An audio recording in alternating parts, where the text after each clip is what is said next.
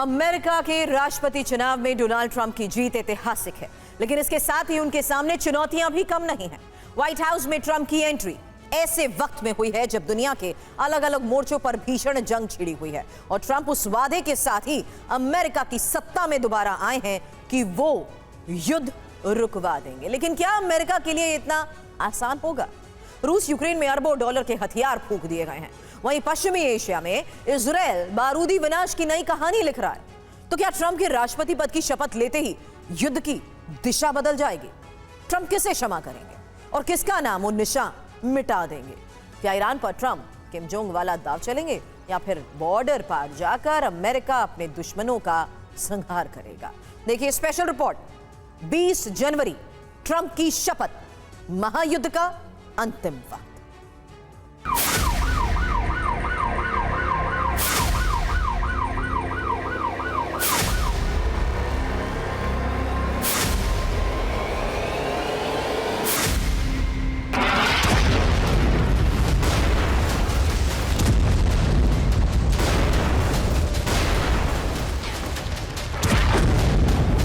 अब से सिर्फ 53 दिन बाद अमेरिका में फिर इतिहास बनेगा।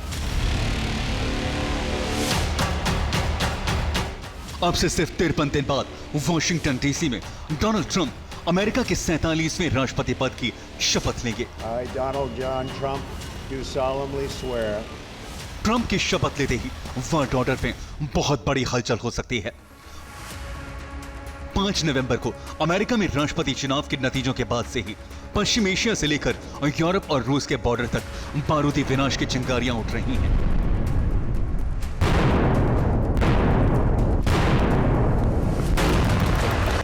लेकिन 20 जनवरी के बाद क्या होगा?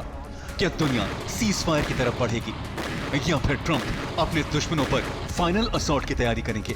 ऐसे में दुनिया के कई हिस्सों में ट्रंप के एक्शन पर अभी से बहस छिड़ गई है।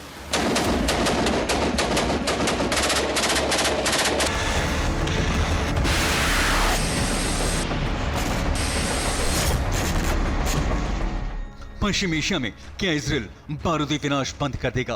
क्या हिजबुल्लाह, हूती और हमास टेरर ऑपरेशन बंद कर देंगे?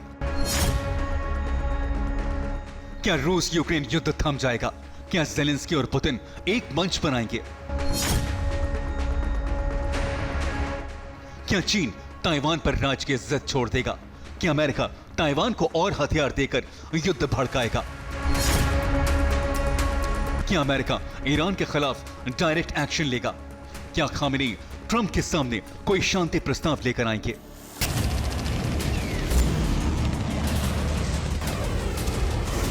इन सभी सवालों की शुरुआत ट्रंप के उस बयान से करते हैं जिसमें उन्होंने कहा था कि अगर वो राष्ट्रपति होते तो वो इजराइल को अपना काम जल्द से जल्द करने की खुली छूट देते। यानी ट्रंप का ये संदेश सिर्फ ईरान तक नहीं है, बल्कि ट्रंप ईरान के कई प्रॉक्सी संगठनों को डायरेक्ट चुनौती दे रहे हैं।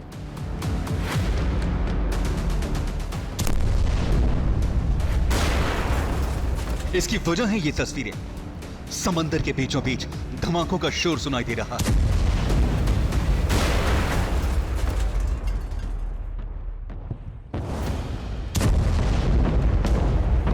अंधेरे में बार बार आग की लपटें उठती दिखाई दे रही हैं।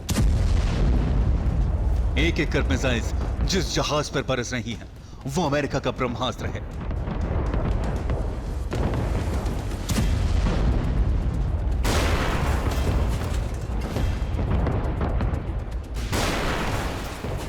हूती ने अमेरिका पर अब तक का सबसे बड़ा अटैक कर यह दिखाने की कोशिश की थी कि उसे सिर्फ ईरान का प्रॉक्सी ना समझा जाए।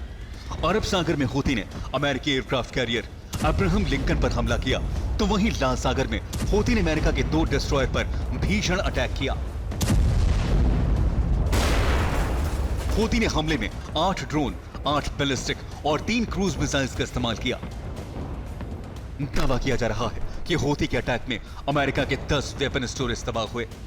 इसके बाद अमेरिका ने हूती के खिलाफ काउंटर ऑपरेशन को अंजाम दिया।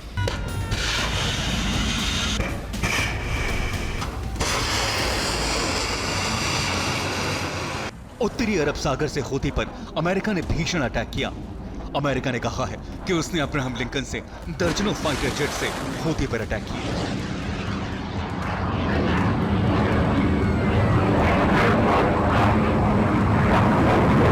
यानी पश्चिम एशिया में युद्ध और भी विध्वंसक हो गया है। अमेरिका के लिए हूती पर नकेल कसना मुश्किल होता जा रहा है। अमेरिका, ब्रिटेन, फ्रांस और इजराइल के लिए रेड सी में हूती बहुत बड़ी चुनौती बन गया है। ऐसे में सभी यही सवाल कर रहे हैं कि आखिर 20 जनवरी के बाद क्या होगा। क्या ट्रंप ईरान और उसके सभी प्रॉक्सी और हमास के खिलाफ डायरेक्ट एक्शन डे का ऐलान कर देंगे?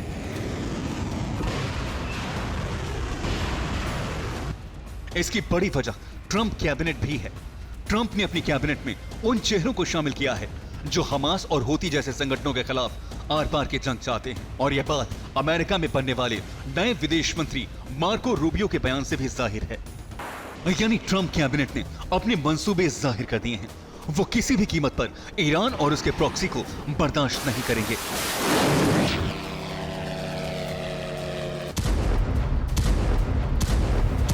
वहीं दूसरी ओर ट्रंप को भी ईरान से कोई खास लगाव नहीं है। इस बार के चुनाव प्रचार के दौरान ट्रंप पर गोली चली थी। एक गोली उनके कान को छू कर निकल गई थी। रिपोर्ट्स में दावा किया गया था कि ट्रंप पर हमले के पीछे ईरान का हाथ है। तब ट्रंप ने कहा था अगर वो राष्ट्रपति होते तो ईरान के बड़े शहरों को तबाह कर देते। यानी ये हम जरूर कह सकते हैं कि 20 जनवरी के बाद ईरान को अमेरिका से किसी शुभ समाचार की उम्मीद कम ही है। वहीं दूसरी तरफ रूस यूक्रेन युद्ध के बीच जबरदस्त हलचल मची हुई है। ट्रंप की जीत के साथ ही वैश्विक राजनीति में बड़े बदलाव की सुगबुगाहट शुरू हो चुकी है। इसे रूस यूक्रेन युद्ध खत्म करवाने की दिशा में बड़ा कदम माना जा सकता है, क्योंकि जर्मनी के चांसलर ओलाफ शोल्ज ने पुतिन को फोन किया। ओलाफ शोल्ज ने पुतिन से युद्ध रोकने की अपील की। शोल्ज ने पुतिन से आपसी मतभेदों को दूर करने के लिए कहा। शोल्ज ने इस बातचीत में कूटनीतिक समाधान पर जोर दिया। फरवरी 2022 के बाद यह पहली बार है जब नेटो के सदस्य देश और राष्ट्रपति पुतिन में सीधी बात हुई है। और इस बातचीत में पुतिन ने भी अपने तेवर दिखाए। पुतिन ने कहा पश्चिमी देशों की आक्रामक नीतियों के कारण ही यह युद्ध हुआ है। रूस बातचीत के लिए हमेशा तैयार है, लेकिन यूक्रेन और उसके सहयोगी देशों को नए क्षेत्रीय वास्तविकताओं को स्वीकार करना होगा।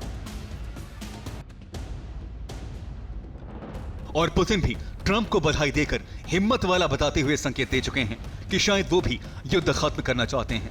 ट्रंप की सत्ता में वापसी का संकेत साफ है कि अमेरिका अब रूस के खिलाफ सैन्य संघर्ष से पीछे हटना चाहता है। ट्रंप की अमेरिका फर्स्ट नीति के चलते नेटो में दरार पड़ने की संभावना बढ़ गई है। जर्मनी ने यह महसूस किया कि अमेरिका के इस बदले रुख का फायदा उठाते हुए रूस के साथ संबंध सुधारने का यह सही समय है। तो वहीं दूसरी तरफ ज़ेलेंस्की के सुर भी बदल गए हैं।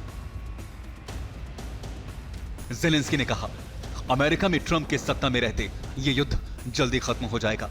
अगर वो सत्ता में नहीं होते तो ये नहीं होता। ऐसे में हम कह सकते हैं कि 20 जनवरी के बाद ग्लोबल ऑर्डर में एक शब्द ट्रेंड कर सकता है और वो है सीज फायर। लेकिन ये सीज फायर सिर्फ रूस यूक्रेन के बीच होता दिखाई दे रहा है। पश्चिम एशिया में और भी विनाशक जंग की आहट अभी से सुनाई दे रही है। Bureau report, TV9 Bharatvarsh.